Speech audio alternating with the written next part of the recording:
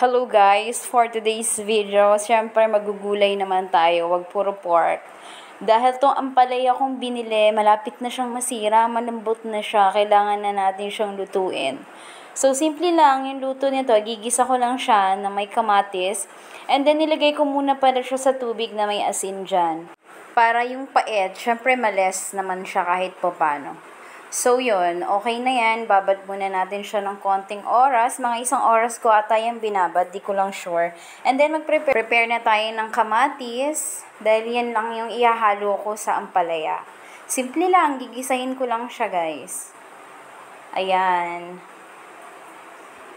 Maliliit na hiwa, syempre, para mabilis siyang maluto. And then, yan.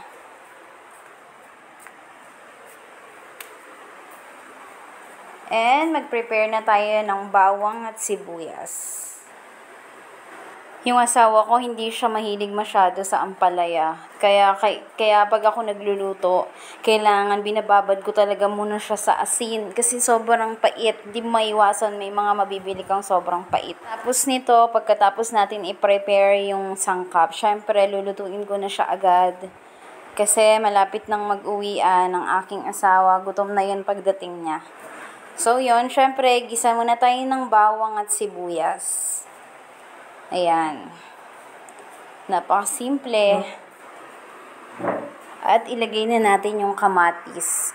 Antayin natin siya na lumambot, na maluto talaga siya. Ayan, paminta, hindi mawawala yan. At naglagay pala ako ng konting magic sarap. Patis, para konting alat lang. Kasi may alat naman na yung ampalaya kasi meron na siyang asin eh. Kaso yung kamatis kasi gusto ko, meron na siyang alat ng konti. And then nilagay ko na yung ampalaya. Halo-halo konti. Mabilis lang naman maluto to eh. Ayan. And then lalagyan ko siya ng konting water para naman medyo maluto yung ampalaya ng konti. Ayan. Then maya-maya niyan, takpan natin siya ng konti. Ayan.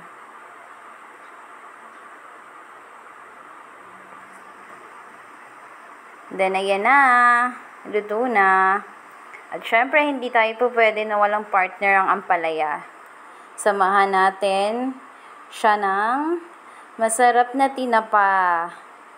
Ayan. Alam nyo ba guys, yung tinapa na yan, kahit maliliit lang siya, sobrang malasa siya. Ito yung tinapa na dati.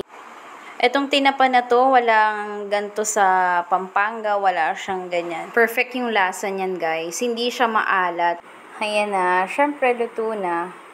At naubos namin yan, pati yung gulay, naubos talaga namin siya. Ayan na, thank you for watching guys.